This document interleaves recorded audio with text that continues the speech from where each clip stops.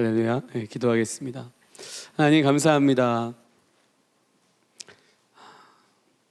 주님을 찬양합니다. 하나님께서 하시는 그 아름다운 일들을 이렇게 보게 하시니 감사합니다. 우리 청년들이 의의 나무들입니다. 하나님 깨워주시고 시냇가에 심기워 주의 말씀과 또 생수의 강이신 성령님을 받아 하나님 잎이 푸르고 또 철마다 달마다 새로운 열매를 맺는 우리 베델 청년들이 되게 하여 주십시오. 주님 감사드립니다. 오늘 말씀을 인도하여 주시고 저의 말을 전하지 않게 하시고 주님의 말씀을 전하게 해 주십시오.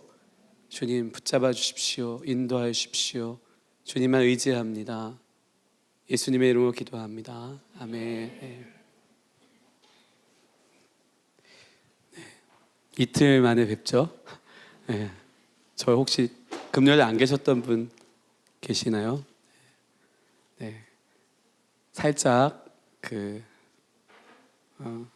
정리를 조금 하면서 제가 이 하나님의 나라에 관한 부분을 지금 책으로 써서 나누려고 하는데 말씀으로는 처음 나눈 게 지금 이틀 전에 베델교회에서 했어요. 네, 그래서 베델교회는 되게 중요한 교회인 것 같습니다. 하늘 문을 이렇게 열어주고 이렇게 사역을 열어주고 어떤 샘의 역할을 하는 하늘이 열려있는 그런 교회 같습니다. 그래서 감사드리고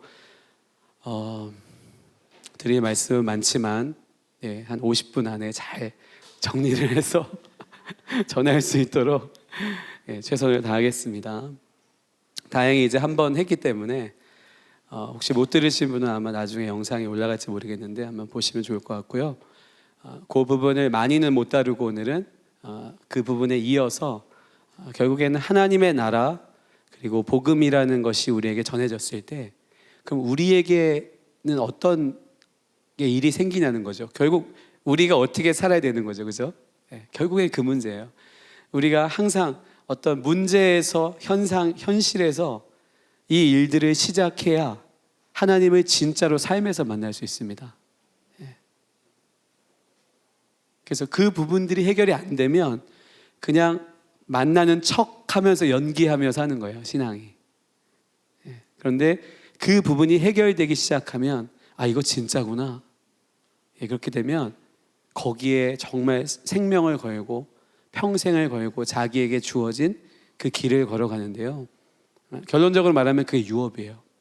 근데 그것은 우리 개인이 받는 것도 있지만 교회가 받는 것도 있고 민족이 받는 것이 있고 국가적으로 받는 게 있습니다. 그리고 전체로서 하나님의 나라의 어떤 시대의 어떤 완성을 향해 가는 그 유업이 있습니다. 그리고 그 유업의 최종은 누구냐면 누구겠어요? 예수님 자신이에요. 우리가 받을 최종의 유업은 예수님 자신이죠. 마지막에는. 그래서 그 유업에 관한 이야기를 좀 하기 전에 어떻게 그 길을 우리가 다시 한번 정리하고 이해하고 갈 것인가. 그래서 오늘 이 말씀 이후에 여러분 안에 더 분명한 이런 소망들이 특별히 여러분 젊잖아요. 청년들이잖아요. 그렇기 때문에 지금 늦지 않았습니다. 지금부터 이것들을 깨달아도 달려갈 수 있다는 거죠. 다른 분들이 정말 더 연세가 들어서 깨달아야 될 것들을 그러니까 실수하지 않고 그 시간을 놓치지 않고 지금 깨닫고 미리 갈 수 있다는 거죠. 그래서 좀 더 저는 기대가 되고요. 왜 그런지 모르는데 항상 여기서 이렇게 오면 매우 그 떨림이 있어요. 베델교회에 임재가 강해서 그런지 모르겠는데 매우 떨림이 있습니다. 그래서 오늘도 정말 주님께서 더 열어주셨으면 좋겠습니다. 이사야서 61장을요 다시 한번 우리 읽어볼까요? 시작. 주 여호와의 영이 내게 내리셨으니 이는 여호와께서 내게 기름을 부으사 가난한 자에게 아름다운 소식을 전하게 하려 하심이라. 나를 보내사 마음이 상한 자를 고치며 포로된 자에게 자유를 갇힌 자에게 노임을 선포하며 여호와의 은혜의 해와 우리 하나님의 보복의 날을 선포하여 모든 슬픈 자를 위로하되 무릇 시온에서 슬퍼하는 자에게 화관을 주어 그 죄를 대신하며 기쁨의 기름으로 그 슬픔을 대신하며 찬송의 옷으로 그 근심을 대신하시고 그들이 의의 나무 곧 여호와께서 심으신 그 영광을 나타낼 자라 일컬음을 받게 하려 하심이라. 아멘. 네. 이 말씀이 복음의 핵심이라고 했습니다. 그러니까 복음은 신약 성경이 아니에요. 복음이란 말이 처음 쓰인 것은 이사야서 40장 9절을 한번 우리가 보겠습니다.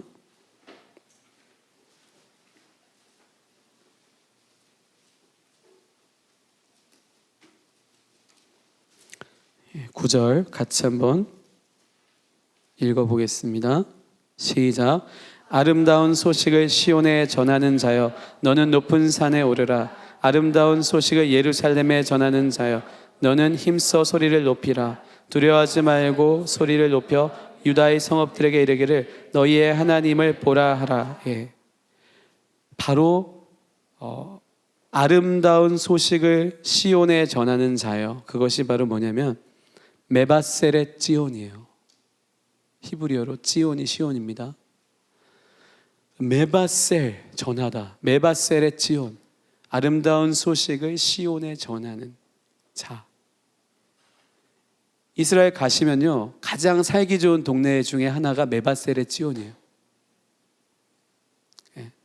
저도 거기서 살고 싶어 하는 마음이 있는데 아직 형편이 안 돼서 북쪽 변방에 살고 있는데요, 감사하게 저희 집 앞에서 베델로 가는 버스가 떠납니다. 저희 버스 정류장 이름이 뭐냐면 아나돗이에요. 할렐루야.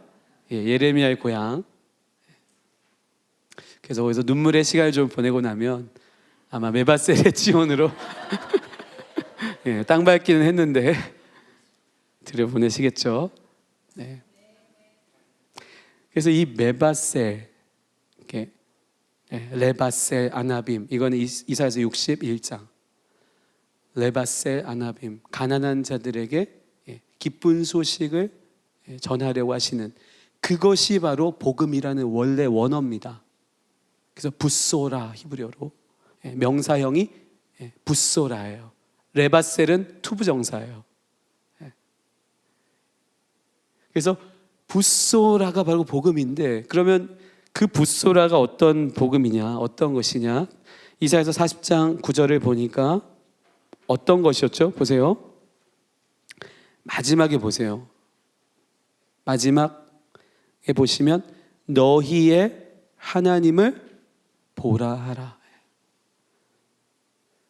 창세기 22장에 어떤 말씀이 있습니까?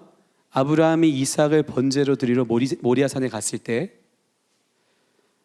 그 유명한 여호와 이레에 관한 말씀이 있잖아요.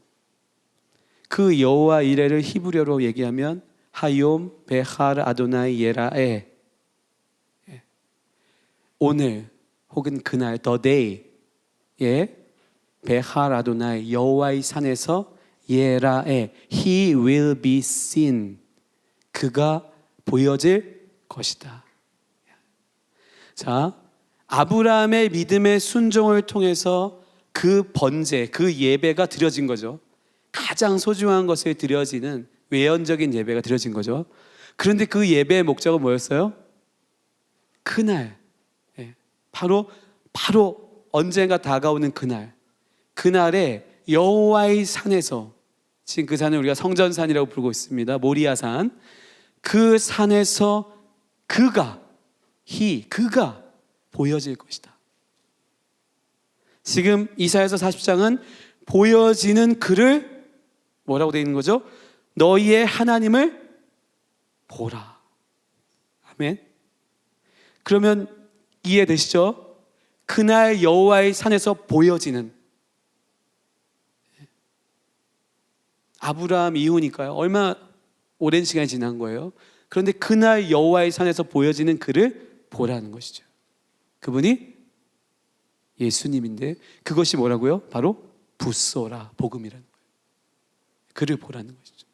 그날 그 땅에 세워지시는 분. 그래서 이사야서 41장 27절로 한번 가보겠습니다. 이사야서가 얼마나 중요한지 아시겠죠 이제? 41장 27절에 보시면 같이 한번 읽어보겠습니다. 시작. 내가 비로소 시온에게 너희는 이제 그들을 보라 하였노라. 내가 기쁜 소식을 전할 자를 예루살렘에 주리라. 자, 기쁜 소식을 전할 자, 메바셀 에텐 이렇게 돼 있거든요. 결국엔 그 기쁜 소식을 내가 주겠다. I will give, 에텐, I will give. 내가 주겠다는 거예요. 그 기쁜 소식을 전할 자가 누구시죠? 예수님이라. 체계적으로 이렇게 다 예언이 되는 것이죠. 아까 안 읽고 넘어갔는데 40장 10절과 11절도 한번 보셨으면 좋겠습니다. 10절과 11절. 그분이 어떤 분인지. 시작. 보라, 주 여호와께서 장차 강한 자로 임하실 것이요 친히 그의 팔로 다스리실 것이라. 보라, 상급이 그에게 있고 보응이 그의 앞에 있으며 그는 목자같이 양떼를 먹이시며 어린 양을 그 팔로 모아 품에 안으시며 젖먹이는 암컷들을 온순히 인도하시리로다. 그분은 어떤 분이시죠? 강한 자로 임하실 것인데 그의 팔로 다스리실 것이고요. 그런데 그는 목자같이 양떼를 먹이시며, 할렐루야. 예수님께서 너희는 양이고 나는 선한 목자라고 소개하셨어요. 계속해서 이사야서는 지금 그 하나님으로부터 오는 강력한 바로 그분의 아들이시자 통치자이시자 목자이시자 또 십자가를 통해서 우리의 완전한 죄를 해결하실 그분을 소개하고 있는 거죠. 이게 뭐라고요? 복음이라는 거예요. 이게 히브리어로 부소라. 같은 표현이 계속 나오고 있다는 거죠. 메바셀의 찌온, 시온의 기쁜 소식을 전하겠다. 자, 그 기쁜 소식의 내용은 우리가 아까 봤던 이사야서 61장으로 다시 한번 가보겠습니다.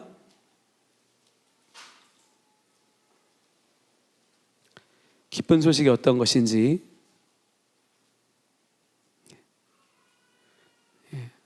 제가 1절을 한번 히브리어로 읽어보겠습니다. 루ach 아도나이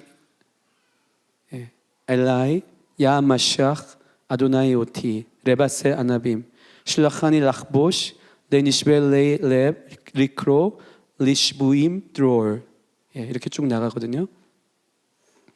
그래서 이 기쁜 소식은 뭐냐면 여호와의 영이 임해서, 근데 임하는데 누구한테 임하세요? 내게 임했다고 돼 있어요. 지금 40장 41장에서 계속 소개되신 그분에게 임하시는 거죠. 내게. 이 나는 물론 예수님이시죠. 그분에게 임하여서 이분이 이제 부소라라고 하는 복음을 전하시는데, 그 복음의 내용은 그분이 가셔서 마음이 상한 자를 고치며 포로된 자를 자유케 하고 갇힌 자를에게 노임을 선포하며 이렇게 되어 있습니다. 오늘 찬양할 때 이제 뭐 두려움이 없다, 그죠? 이런 찬양이 있었는데 바로 이거죠. 우리 안에 여러분을 얽어매고 있는 모든 것이 바로 감옥이에요. 입시 감옥, 수험생들, 어떤 두려움, 어떤 뭐 중독, 게임 중독, 마약 중독, 어떤 것들이 우리를 다 얽어매고 있다면 그것 때문에 내가 나아가지 못하는 그 모든 것이 우리에게 있어서의 뭐예요? 묶임이에요.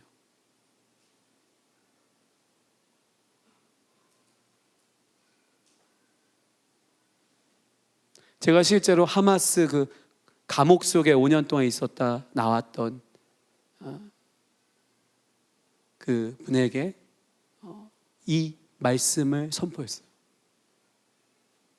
팔레스타인에서 양해를 구하고 히브리어로 이 찬양을 드렸어요.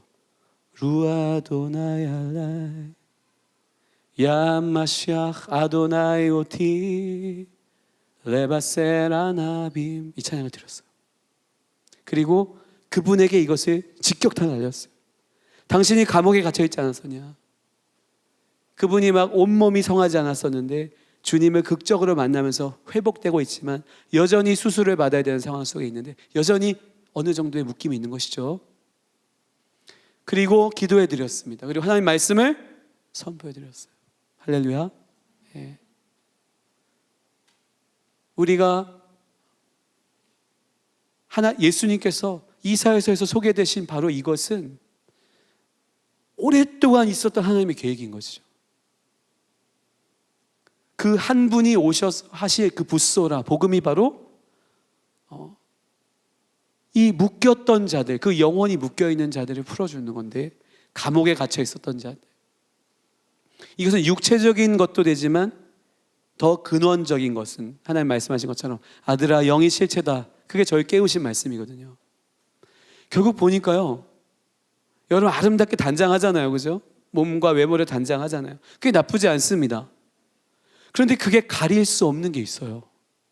우리 영혼의 모습이죠. 우리 여러분 영이 정말 깨끗하고 아름다운 사람을 보셨습니까? 네. 이제 그런 분들이 다니실 거예요. 그것이 신부입니다. 룻기가 신부단장의 책이에요. 칼라라고 하는 말이 며느리란 뜻이에요. 룻기에 나옵니다. 동시에 칼라라는 말이 신부로, 보아스의 신부로 나옵니다. 예수님이죠. 마지막에 칼라라는 말이 뭔지 아세요? 동사로 끝내다, 마무리하다. 그리고 3장에 보면 이 신부가 단장합니다. 그죠? 네. 목욕을 하고 옷을 갈아입고 그리고 이렇게 기름을 바르죠. 향이죠. 네. 향수를 뿌리는 거죠. 그렇게 해서 신랑께 나아가는 것이죠.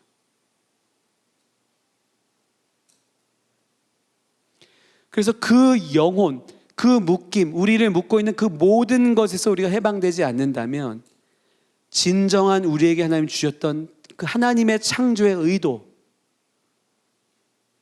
우리가 그 아름다움을 경험하지 못한다는 것이죠.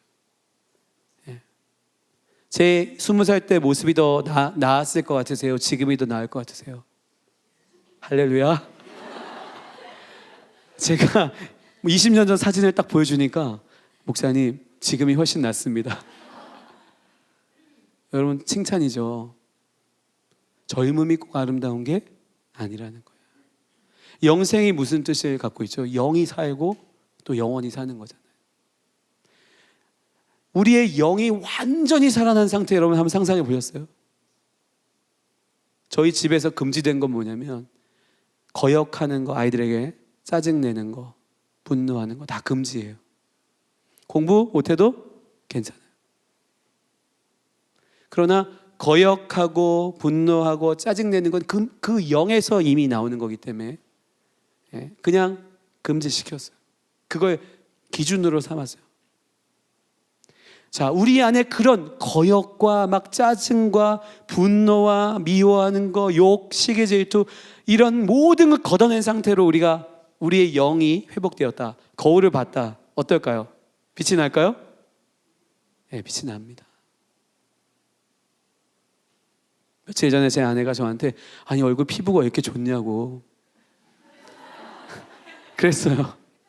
제가 왜 이 말씀 드리냐면 저는 선블락도 안 발라요. 중동에 살면서. 네. 그리고 얼굴에 아무것도 안 발라요. 그냥 비누로 세수할 뿐이에요. 정말 아무것도 안 발라요. 무슨 스킨도 안 발라요. 그게 이렇게 끈적끈적하고 별로 마음에 안 들더라고요. 그런데 열심히 바르는 제 아내가 저한테 그 얘기를 했다는 거는 놀라운 일이죠. 그죠?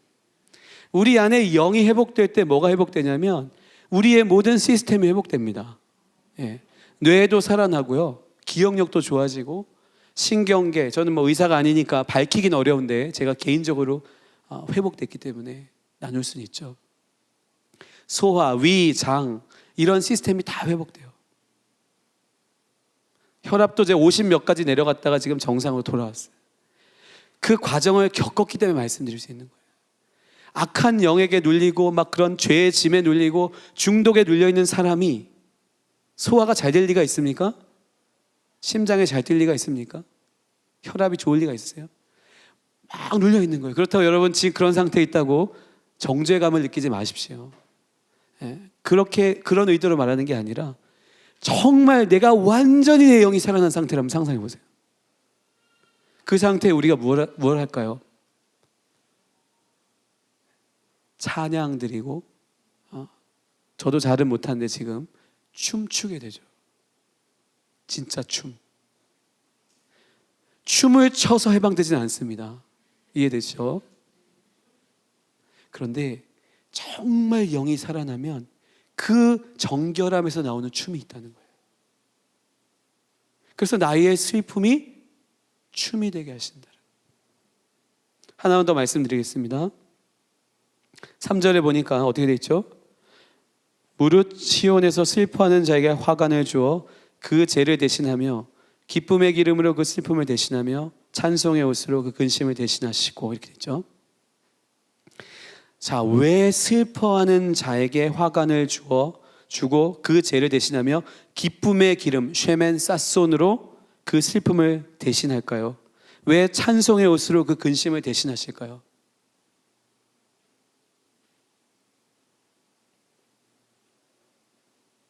금요일도 제가 나눴던 것 같은데요, 슬픔으로는 주님을 절대 예배할 수 없다는 거. 그 슬픔을 넘어서는 그 하나님에 대한 감사와 그 믿음의 고백, 주님이 하시는 일에 대한 완전한 동의. 굉장한 어려움이 일어났어요. 어떤 일이? 슬픈 일이 일어났어요. 그때 주님께 하나님 신뢰합니다, 찬양합니다, 감사합니다. 제 삶에, 여러분 청년이니까 부탁합니다.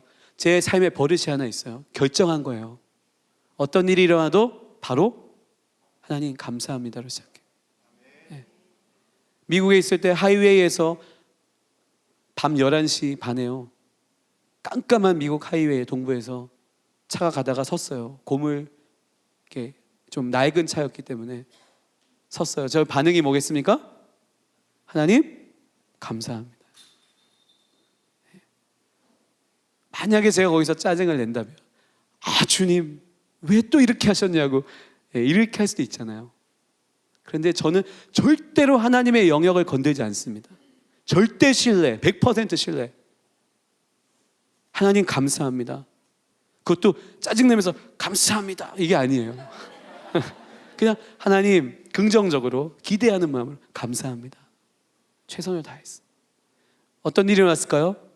그 다음에 질문했습니다. 아버지시니까. 그런데 이 일이 왜 일어났을까요? 주님이 미국에서는 영어로 말씀하시는 거 아세요? 정말 제가 중국에 있을 때는 중국어로 하셨어요. 이스라엘에서는 히브리어로 응답하실 때가 있다는 거. 항상은 아니지만 그날은 영어로 응답하셨어요. New car 그러시죠. New car.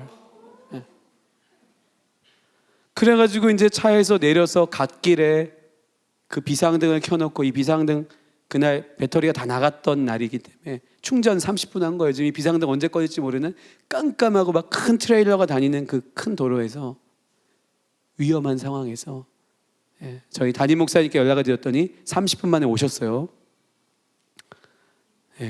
제가 이제 그때 전도사 때였을 때요. 그래서 전사님 죄송합니다.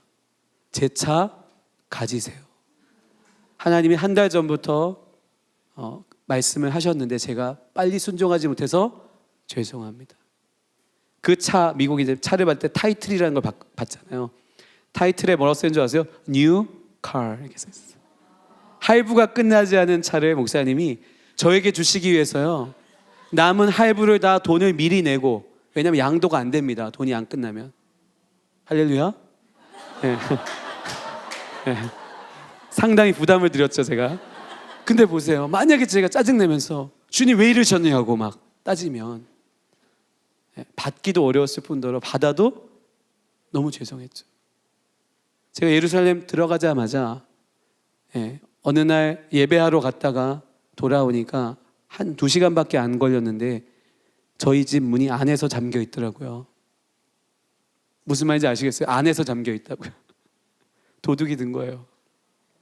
한 일주일밖에 안 된 그런 상황에서. 미국에 6년을 살면서 짐을 15개를 들고서 갔어요. 다 싸가지고. 5명 가족이. 근데 안에서 잠겼으니까 얼마나 테러블합니까, 느낌이? 안에 지금 강도가 있는지도 모르는 상황이잖아요. 그래가지고 이제 나중에 뒤로 딱 돌아가니까 뒷문이 뜯겼어요. 그리고 가방 15개를 막 헤집어 놓은 거죠. 풀지도 않았던 가방들을. 충격을 받았죠. 예. 그리고 나서 제가 식탁에 딱 앉아서 뭐라고 했겠습니까? 하나님 감사합니다. 그랬더니 주의 음성이 들리는 거죠. 너의 생명을 구한 것을 감사해라. 예. 여러분 거기서 컴퓨터, 아이패드 뭐 이런 거 새로 산 뭐 이런 거 몇 개 싸가지고 갔어요. 가방 메고. 그게 뭐가 중요합니까? 그렇죠? 우리의 생명을 구했는데 우리의 생명보다 소중한 게 없잖아요. 그리고 그런 물건들은요, 좀 불편함이 있었지만 몇 달 지나니까 다 채워졌어요. 그래서 우리 안에 이렇게 하나님에 대한 어떤 그 완전한 신뢰, 감사, 그러니까 우리 안에 사실은 불평, 불만, 무슨 질투, 시기, 뭐 수군거림 이런 게 다 있는 것들이요, 하나님으로부터 온 게 아니라는 거예요. 그게 묶임이라는 거예요. 그래서 열매로 나무를 아는 거예요. 마태복음 7장에. 왜냐하면 사람이 나무와 같아요. 이사야서 61장에 보니까 그들을 의의 나무라고, 그죠? 그들이 의의 나무 곧 여호와께서 심으신 그 영광을 나타낼 자라. 우리가 시냇가에 심기운 나무라고. 그러니까 우리 입에서 나오는 그 말들이 다 뭐죠? 열매라는 거예요. 갈라디아서 5장을 보시면 그게 나와 있습니다. 그러한 육체의 소욕이라고 표현된 그 사륵스, 헬라어로 그 육체의 열매를 가지고 있는 사람들은 하나님의 나라를 유업으로 받을 수가 없다라고 갈라디아서 5장에 나와 있어요. 그러면 어떤 열매가 나타나야 하나님의 나라를 받을 수 있는 거죠? 성령의 열매. 사랑과 희락과 화평과 오래 참음, 자비, 양성, 충성, 온유, 절제. 그런 열매들이 나타나야 하나님의 나라를 유업으로 받는 거죠. 재밌게도 이 열매의 표현이 복수형이 아니라 단수형으로 되어 있습니다. 그래서 이 열매가 무슨 열매냐면요, 포도 열매예요. 한 송이인데 사랑과 희락과 화평, 오래 참음, 자비, 양성, 충성, 온유, 절제가 같이 있는 거죠. 아멘. 그러니까 어떤 사람이 충성은 하는데 온유, 절제, 사랑이 없다, 그러면 같은 가지의 열매가 아닌 거예요. 충성은 열매 가운데 하나입니다, 이런 말 유행이었잖아요. 충성만 해, 막 분노하면서 충성해. 다 죽이면서 충성해. 여러분 아닙니다. 그건 아니에요. 그래서 그 안에서 물론 아직 여물지 않은 연약함이 있죠. 달마다 새로운 열매가 맺히죠. 제가 분노로 가득했던 사람이에요. 근데 요즘은 가는 곳마다 온유하다는 얘기를 들어요. 원래 저의 캐릭터가 아닙니다. 정말이에요. 변화된 저예요. 그래서 달마다 새롭게 열매를 맺는 바로 그것이 성령의 열매고, 우리가 아직 자라지 못한 게 있을 수 있어요. 그걸 정죄할 필요는 없습니다. 그래서 그렇다면 이러한 것들이 자, 누가복음 4장에 보면은 읽지는 않겠지만 예수님께서 이 말씀을 그대로 선포하시죠. 맞죠? 그래서 갈릴리 회당, 나사렛 회당에서 이걸 선포하시면서 이 말씀이 오늘 너희의 귀에 응하였다는 거예요. 즉 예수님의 목적이 바로, 복음 전하시는 목적이 이거라는 거예요. 아멘. 그러니까 결국은 사람들을 묶임에서 풀어주는 거라는 거예요. 여러분, 이걸 잘 이해하셔야 돼요. 그냥 교회에 나오는 게 목적이 아니라는 거예요. 이 말씀을 왜 드리냐면, 여러분이 계신 곳들에서 이제 이 일이 일어나야 한다는 거예요. 여러분이 연구실에 있다면 거기에 묶인 사람들이 바로 여러분의 열매를 통해서, 바로 이 복음을 통해서 그 묶임들이 풀어져야 한다는 거예요. 그들이 사실은 아우성치고 있는 거예요. 제발 나 좀 구해달라고. 너 우리 교회 가보자. 그게 먼저일 수도 있지만 그 사람이 그 묶임으로 호소하고 있을 때 그들의 그 문제를 풀어줄 수 있어야 되죠. 예수님이 변화산에서 내려오실 때 어떤 일이 있었습니까? 예, 귀신 들린 그죠 아이가 있었잖아요. 제자들이 풀어줬어요? 못 풀어줬어요? 뭐 풀어주고 지금 씨름하고 있는 거잖아요. 여러분 정말 믿음이 뭐겠습니까? 우리가 있는 그 현장에서 선생님이라면 그 아이들이 가정에서 부모님 때문에 또 친구 관계 때문에 고통받고 있는 그 영혼을 풀어줘야 되잖아요. 그게 복음이라니까요. 네. 그 능력이 나타나는 게 복음의 능력인 거죠. 그러면 결과적으로 그곳에 하나님의 나라가 임하는 거예요. 여러분 저는 좀 전에 엄 목사님과 대화하면서 되게 감동받았어요. 목사님과 이 지역의 몇몇 그 건강한 교회들이 함께 이렇게 연합해서 그죠? 건강한 교회라고 이렇게 붙였잖아요. 그리고 같이 전도해. 그러니까 우리 교회 오세요가 아니라 이 교회들 중에 한 교회로 가십시오라는 거죠. 얼마나 아름답습니까? 시간을 나눠서 전도하신대요. 서로 교회마다. 할렐루야.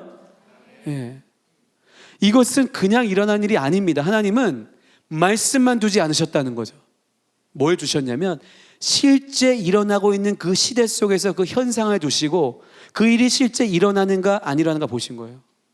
예수님의 이름으로 뭐 치료될지어다 이렇게 했는데 그런 일이 안 일어난다. 그러면 그게 실제가 아닌 거잖아요. 주님은 복음의 실제를 이미 우리 가운데 십자가를 통해서 완전하게 푸셨는데 완전한 대가 지불이 일어났는데 이미 찾아왔는데 우리가 왜 그거를 못 쓰고 있냐는 거예요. 여러분 교회 자체가 하나님 나라가 아니에요. 제가 이스라엘 가서 배운 게 뭐냐면 철저하게 땅 개념이에요. 현실과 땅.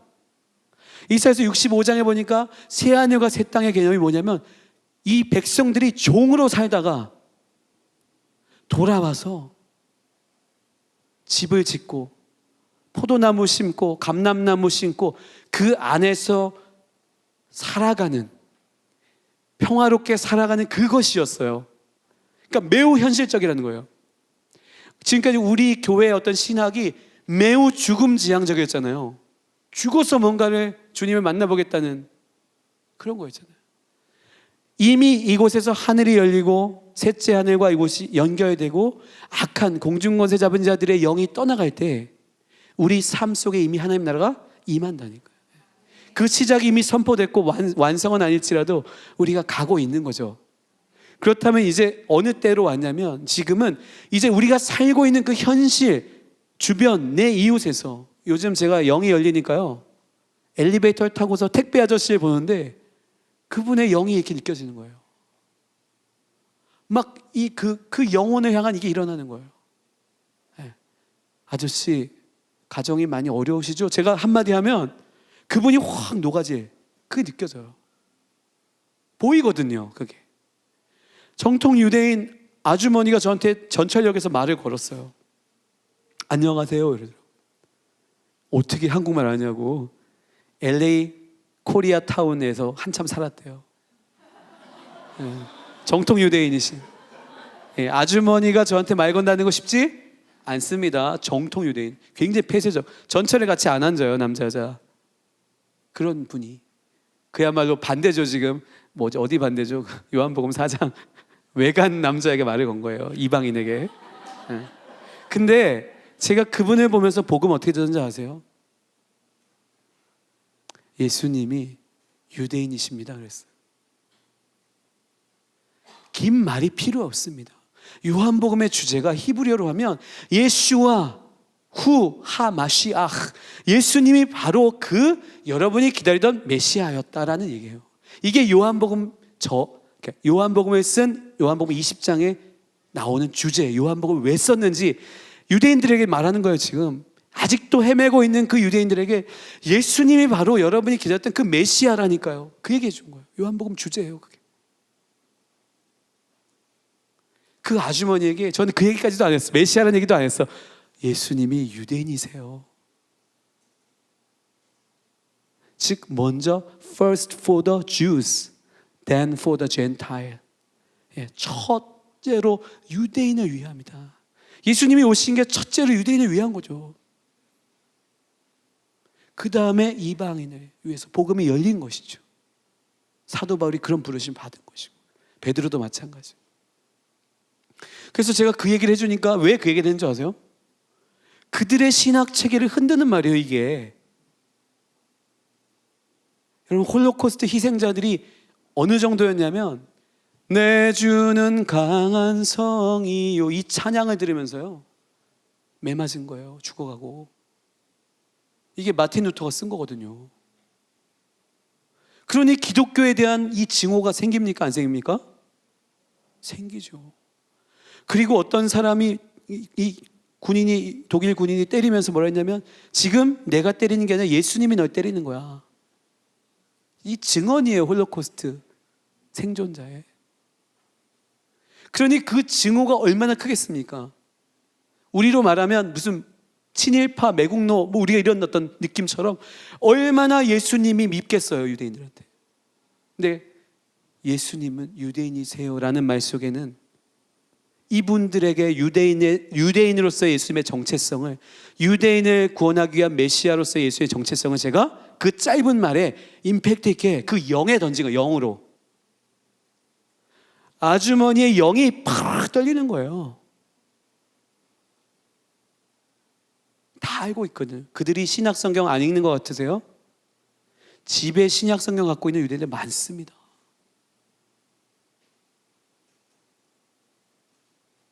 그것이 건드려졌을 때, 그러니까 우리의 그 영 안에 있는 그 부분들이 사실 건드려진다면 어느 공간에서도 주님이 전해져요. 왜? 예수님을 전해서 교회로 데려와야겠다가 목표가 아니니까. 너의 영혼이 지금 묶여있는, 너의 가정생활이 어렵고 너의 자녀들이 지금 어려운 그 상황 속에 있는 그 문제, 그 질병, 암, 이것을 고통하는 그것을 풀어줄 유일한 복음, 그게 붓소라라니까요. 그것이 예수님의 이름으로 선포됐을 때 그가 예수님을 안 믿겠습니까? 안 믿어도 돼. 안 믿을 수가 없잖아요. 예수님의 이름으로 기도했는데 암이 치료됐어요. 안 믿기가 더 어려운 거 아니에요? 제가 하버드 대학 앞에서, 제가 하버드 대학에서 기도 모임도 시작하고 하버드 대학 앞에서 제가 매주 나가서 아이들과 함께 그 뚫레주를 우리 사장님이 저랑 되게 친해요. 그 빵을 저렴하게 사다가 매주 나가서 빵과 커피를 줬어요, 사람들한테. 홈리스트. 복음 하나도 안 전했어요. 어떻게 된지 아세요? 너 어느 교회 다니냐고. 너의 교회를 나는 가야겠다. 아니, 가까운 교회 가시라고. 저희 교회가 200마일, 320km 떨어져 있었어요. 가까운 데 가시라고. 여러분, 사랑과 희락과 평, 오래 참, 자비양성, 충성, 온유, 절제로 여러분이 한번 학교에서, 회사에서 그 성령, 그런 척하라는 게 아닙니다. 영이 일단 살아야 돼요. 이게 성품 학교 이런 거 안 됩니다, 여러분. 왠지 아시죠? 그런 척하게 하는 게 학교인 거야. 그게 아니라 영이 해방돼서 살아난 사람은 그렇게 자연이 된다니까요. 똑같은 얘기인데 아다르고 어다른 거예요. 성품 학교에서 바뀌지 않습니다. 그거는 예의 지키라는 얘기가 또 다른 묶임이에요. 제가 아침마다 말씀을 아이들과 같이 읽는데 그거를 여러분 꼭 해야 되고 5장을 꼭 읽어야 되고 30분 꼭 해야 됩니다. 이렇게 얘기하면 묶임이라니까요. 그게 아니라 되든 안 되든 되도록 하도록 해보세요. 1장을 읽던 5장을 읽던 주님의 성령을 인도를 받으면서 해보세요. 한 구절에 성령이 역사하시면요, 그것이 그날 하루의 아이들의 양식이 됩니다. 큐티의 부정적인 부분은 누군가 써놓은 글을 그냥 우리가 읽고서 이런 내용이 있구나 이런 건데, 자, 항상 말씀은 성령이 풀어내신 거기 때문에 그 말씀을 듣고 그것을 읽는 것만으로도 성령이 임하세요. 그리고 우리 안에 이런 지저분한 진리가 아닌 것들을 정리해 가세요. 제 아들이 9살 때 로마서를 같이 읽다가 이 아들이 뭘 했냐면요, 그냥 말씀 중에, 저는 티칭 거의 하지 않습니다. 로마서 읽다가 아빠 9살 때 저 죄가 뭔지 깨달았어요. 하나님의 성령을 따르지 않는 게 죄예요. 강력하지 않습니까? 그 말씀에 다 있다는 거예요. 그 터치가 제가 임의로, 야, 하나님의 성령을 따르지 않는 게 죄야, 너 이거 믿어, 이렇게 막 밀어넣으면 그게 압박이잖아요. 짜증나게 하는 거잖아요. 근데 이 아이 스스로 성령이 터치했기 때문에 얘는 이게 차곡차곡 베이스로 쌓이는 거예요. 주님이 하시도록. 정해석하기가 어려운 것은 제가 약간 설명을 도와주는 거예요. 이건 은혜로 가는 건데, 그게 아니라 아침에 꼭 일어나셔서 성경 5장 읽으시고 아이들과 주기도문을 마치십시오. 이걸 하루라도 걸으면 안 됩니다. 이건 율법이 되는 거예요. 이해되시죠? 율법이 된다는 것은 토라의 좋은 측면은 하나님의 그런 인스트럭션, 교훈이지만, 율법이 된다는 것은 묶임이 된다는 이 양면성이 있는 거예요. 그래서 우리를 묶는 모든 것들은 성령이 묶으시면 묶여 있어야 됩니다, 여러분. 아멘. 네가 예루살렘 떠나지 말아라 40일 동안. 그러면 뭐예요? 예루살렘에 묶여 있어야죠. 근데 그것은 자유한 거죠. 주님이 묶으셨으니까. 그런데 우리가 묶는 것, 세상이 묶는 것, 모든 시스템이 묶는 것들이 우리를 묶었던 거죠. 가장 근원적인 것은, 이것을 우리의 싸움은 혈과 육에 관한 것이 아니라 정사와 권세와 이 세상의 어둠의 주관자들과 하늘에 있는 악한 영에 대함이라. 계시록을 보니까 하늘에 있는 용이 이 땅에 있는 짐승 통치자에게 뭘 줘요? 안수하는 거예요. 기름 부어 안수하는 거예요. 그러니까 이 속에 있는 시스템들이 하나님의 시스템으로 가지 않았다는 거예요. 제가 중국 선교사였는데 교회를 처음 개척했을 때 첫 설교를 할 때 주님께 기도했는데요, 처음 주신 말씀이 뭐였냐면 돈과 하나님 나라를 겸하여 섬기지 말라는 거예요. 이상했어요. 하나님, 복음도 아니고 선교도 아니고 성령도 아니고 왜 돈 얘기를 저한테 하십니까? 저 처음 설교인데. 그러면서 제가 미국 동부에서 신학교에서 영어로 2번을 설교해야 되는데, 졸업하기 전에 그 시간에 또 기도하는데 주님이 본문을 주시는데 돈을 사랑함이 일만하게 뿌리라는 거예요. 여러분, 이 시스템이 뭘로 돌아갑니까? 자본주의, 캐피털리즘. 캐피털이 뭐죠?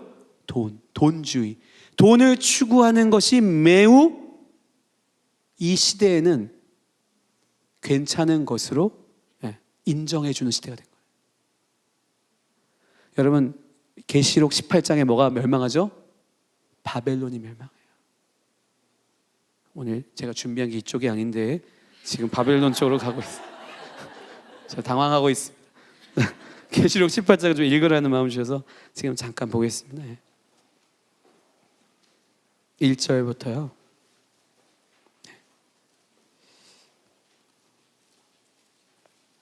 같이 한번 읽겠습니다. 시작. 이일 후에 다른 천사가 하늘에서 내려오는 것을 보니 큰 권세를 가졌는데 그의 영광으로 땅이 환하여지더라. 힘찬 음성으로 외쳐 이르되 무너졌도다 무너졌도다 큰 성 바벨론이여, 귀신의 처소와 각종 더러운 영이 모이는 곳과 각종 더럽고 가증한 새들이 모이는 곳이 되었도다. 그 음행의 진노의 포도주로 말미암아 만국이 무너졌으며 또 땅의 왕들이 그와 더불어 음행하였으며 땅의 상인들도 그 사치의 세력으로 치부하였도다 하더라. 치부하였다. 모든 그런 각종 더러운 영들이 모인, 여러분, 돈을 벌기 위해서, 자, 돈 버는 게 나쁜 거 아닙니다. 그런데 돈을 벌기 위해서 지금 하고 있는 이 도시의 일들을 보세요. 농사져서 아름다운 곡식을 생산해서 막 그것을 팔아서 이윤을 얻는다. 나쁜 일이 아니죠, 그죠? 그런데 돈을 벌기 위해서 지금 이 도시에서 행해지고 있는 온갖 더러운 귀신과 각종 악한 영들의 처소를 보세요. 보이죠? 그건 건강한 게 아니라는 거예요. 자, 그러면서 주님이 뭐라고 하십니까? 이 바벨론 심판을 말하고 계세요. 4절 읽어보겠습니다. 시작. 또 내가 들으니 하늘로부터 다른 음성이 나서 이르되 내 백성아 거기서 나와 그의 죄에 참여하지 말고 그가 받을 재앙들을 받지 말라. 예.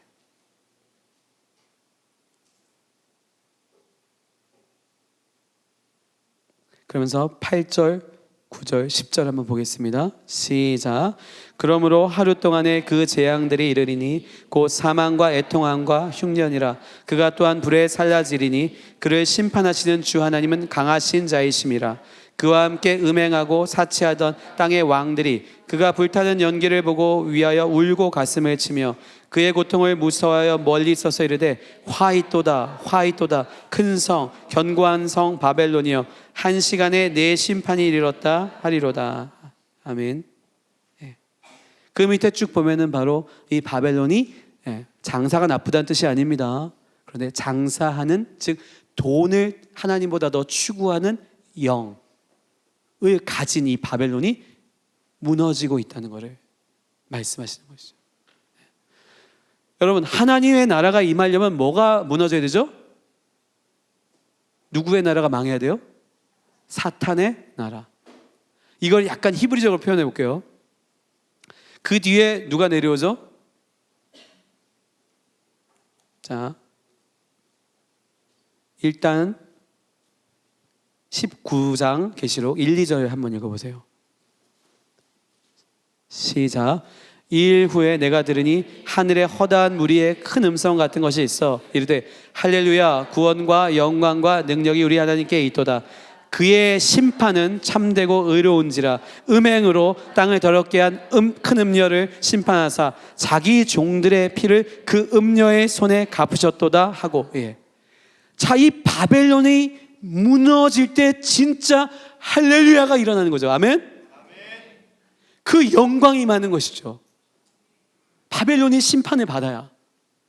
그럼 이 바벨론이 심판을, 이 돈을 추구하는, 돈으로 모든 음란하고 더러운 영들을 모으는, 폭력을 모으는 이 영들이 심판을 받아야, 이렇게 해서 돈을 벌고 미디어를 생산해서 수익을 내는 연예, 미디어, 이런 모든 것들이 심판을 받아야, 그리고 하나님의 영으로 모든 것을 살리는 사랑과 희락과 화평, 오래 참 온유절제, 이 믿음, 소망, 사랑이 다 흘러가는 이 정결한 영이 세상 속에 들어와 살아나야 바벨론이 심판되고 뭐가 임하는 것이죠? 하나님의 나라가. 이걸 히브리적으로 제가 설명해 드리면 계시록 21장 1, 2절, 우리 3, 4절까지 한번 읽겠습니다. 시작. 또 내가 새 하늘과 새 땅을 보니 처음 하늘과 처음 땅이 없어졌고 바다도 다시 있지 않더라. 또 내가 보매 거룩한 성 새 예루살렘이 하나님께로부터 하늘에서 내려오니 그 준비한 것이 신부가 남편을 위하여 단장한 것 같더라. 내가 들으니 보좌에서 큰 음성이 나서 이르되 보라 하나님의 장막이 사람들과 함께 있으며 하나님이 그들과 함께 계시리니 그들은 하나님의 백성이 되고 하나님은 친히 그들과 함께 계셔서 모든 눈물을 그 눈에서 닦아주시니 다시는 사망이 없고 애통하는 것이나 곡하는 것이나 아픈 것이 다시 있지 아니하리니 처음 것들이 다 지나갔음이러라. 예. 그 처음 것들이 어떤 것이죠? 사망, 애통, 곡하는 것, 아픈 것, 모든 눈물들이 어떤 때 이것이 일어납니까? 하나님의 장막이 임하는데. 그 하나님 장막이 뭐라고요? 하늘에서 내려오는 거룩한 성 새 예루살렘. 이 거룩한 성 새 예루살렘이 어디에 표현되어 있다고요? 이사야서 65장에 내가 예루살렘을 새롭게 창조하겠다. 창조된 성읍이니까 새 예루살렘이라는 거죠. 영적인 얘기입니까? 예, 실체는 영이지만 이 땅에서 일어나는 일이에요. 이 땅에서 일어나는 일이 아니라면 왜 주님께서 내려온다고 얘기하시겠어요? 야, 다들 같이 올라가자 이러시죠. 그러면 이 실체가 뭐냐면 히브리적으로 설명해 드리면, 자, 히브리어에서 모든 도시는 뭐죠? 여성이라는 거예요.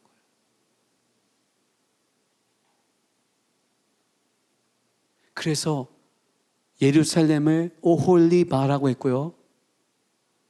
오헬, 나의 텐트, 장막이 그녀에게 있다. 이게 오홀리바예요. 그녀.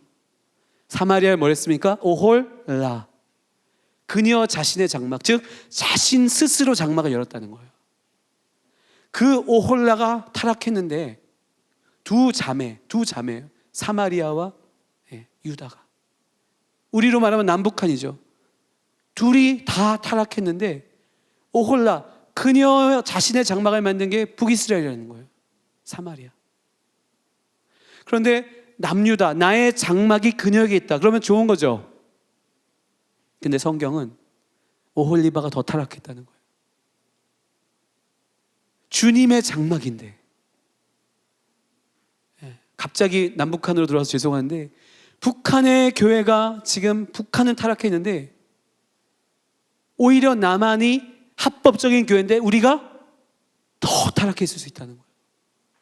이 말씀을 좀 영적으로 풀자면, 그러면 그녀라는 것이 바로 힌트입니다. 시온, 바트지온, 시온의 딸, 처녀 시온아, 이렇게 얘기하잖아요.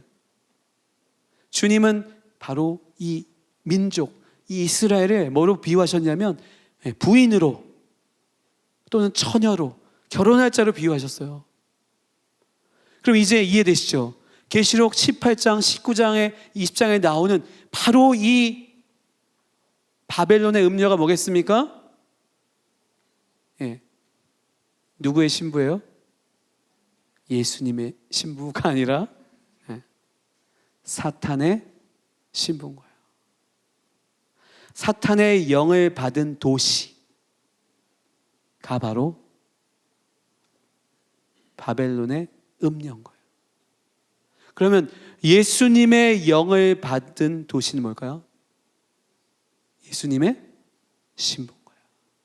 그러니까 결론적으로 말씀드리면, 사탄의 영을 받은 이 사단의 신부, 즉 보여지는 것은 온갖 더러운 영이 가득하고 돈을 추구하는, 돈을 예배하는 그 신부가 심판을 당하면 누가 일어나요? 새 예루살렘, 예수님의 신부가 회복된다. 이게 계시록의 비밀이에요. 계시록 어렵게 풀 거 없습니다. 더 디테일이 있지만 이게 가장 핵심이에요. 자, 그렇다면 우리가 지금 어떻게 살아갈 것인가, 우리의 유업이 무엇인가 라는 거에서 바로 힌트를 주는 게 여기 있어요. 여러분, 사탄의 신부가 먼저 멸망할 것 같으세요? 아니면 예수님의 신부가 먼저 일어나야 됩니까? 우리는 늘 예수님이 영광스럽게 오시라고 하죠. 마라나타, 마라나타, 막 이렇게 찬양하잖아요. 지금 오시면 영광스럽지 않습니다. 좀 어려워. 베델교회 오시면 영광스러울 수도 있는데요, 어려워요, 아직은. 자, 사탄의 신부에게 심판이 먼저 올까요? 예수님의 신부가 먼저 일어나야 될까요? 이게 영의 세계예요. 어둠이 먼저 가고 빛이 임하지 않습니다.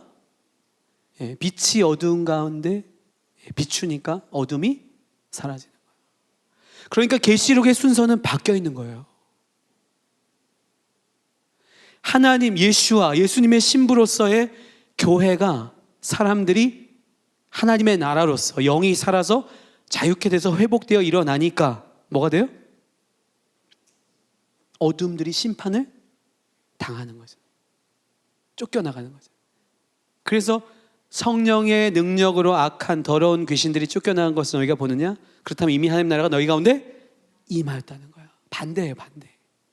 요한복음 17장, 참 아쉬운데 제가 마무리를 해야겠네요. 최대한 빨리 하겠습니다. 요한복음 17장 힌트가 있습니다.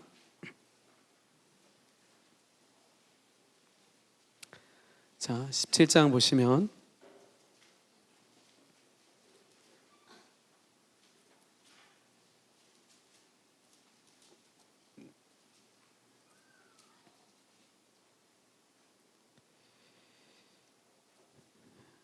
한번 15절 읽어보세요. 시작. 내가 비옵는 것은 그들을 세상에서 데려가기를 위함이 아니요 다만 악에 빠지지 않게 보전하시기를 위함이니이다. 예.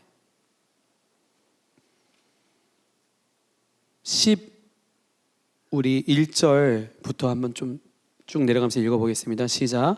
나는 세상에 더 있지 아니하오나 그들은 세상에 있사옵고 나는 아버지께로 가옵나니 거룩하신 아버지여 내게 주신 아버지의 이름으로 그들을 보전하사 우리와 같이 그들도 하나가 되게 하옵소서. 내가 그들과 함께 있을 때에 내게 주신 아버지의 이름으로 그들을 보전하고 지키었나이다. 그 중에 하나도 멸망하지 않고 다만 멸망의 자식뿐이오니 이는 성경을 응하게 함이니이다. 지금 내가 아버지께로 가오니 내가 세상에서 이 말을 하옵는 것은 그들로 내 기쁨을 그들 안에 충만히 가지게 하려 함이니이다. 내가 아버지의 말씀을 그들에게 주었사오매 세상이 그들을 미워하여 싸우니 이는 내가 세상에 속하지 않은 같이 그들도 세상에 속하지 아니함으로 인함이니이다. 내가 비옵는 것은 그들을 세상에서 데려가시기를 위함이 아니요 다만 악에 빠지지 않게 보전하시기를 위함이니이다.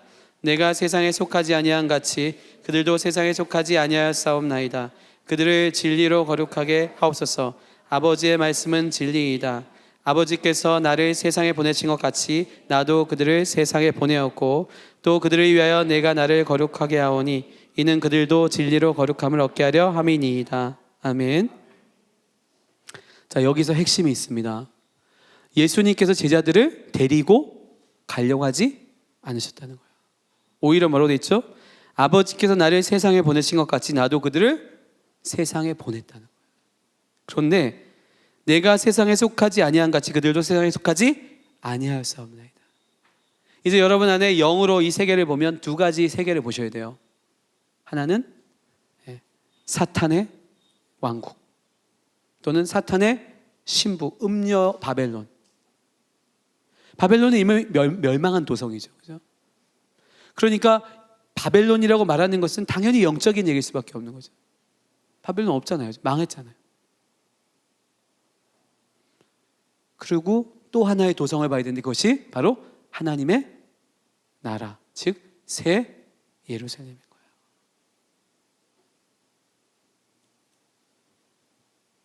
그래서 우리는 세상에 보내져서 세상 속에 살고 있지만 세상에 속하지 아니하였단 말 자체가 히브리어로 카도시, 카다시, 구별하다, 거룩하다, 구분되어 있다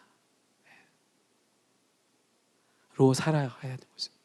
이 하나님의 나라가 우리의 영역에서 예루살렘을 시작으로 해서 확장되기 시작했을 때, 더 확장되고 더 깊어지고 더 정결해졌을 때, 더 강력한 파워가 임했을 때 뭐예요? 사탄의 나라는 그냥 무너지는 거예요. 왜?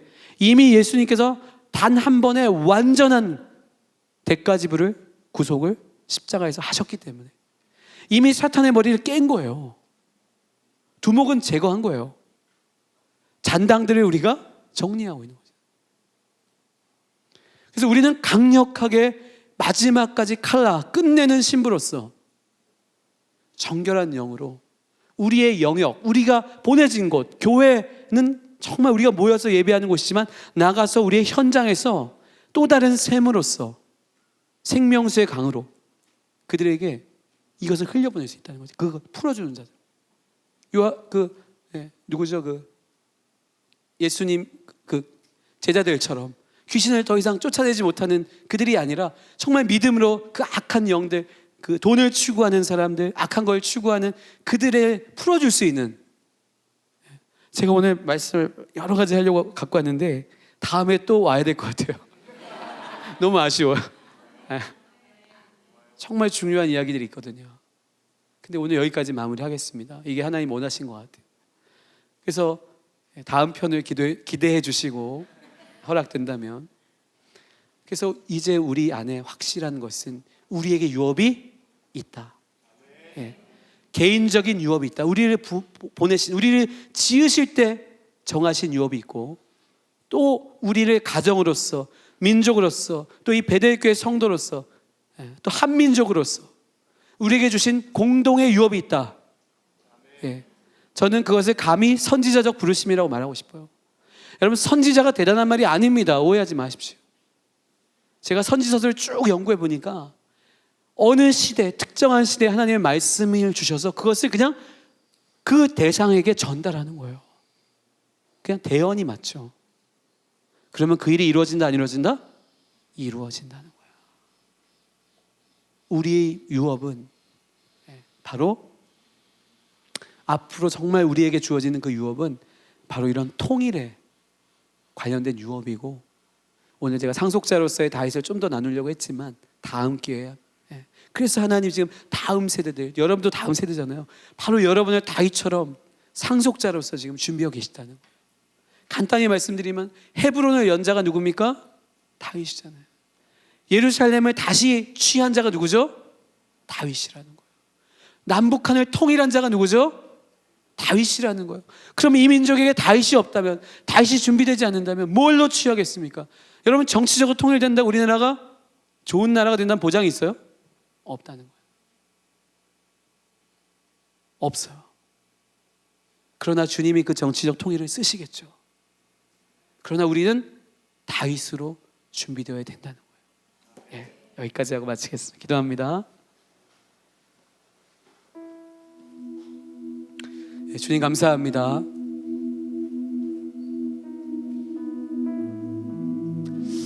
오늘 우리 베델 청년들과 이것을 나눴습니다.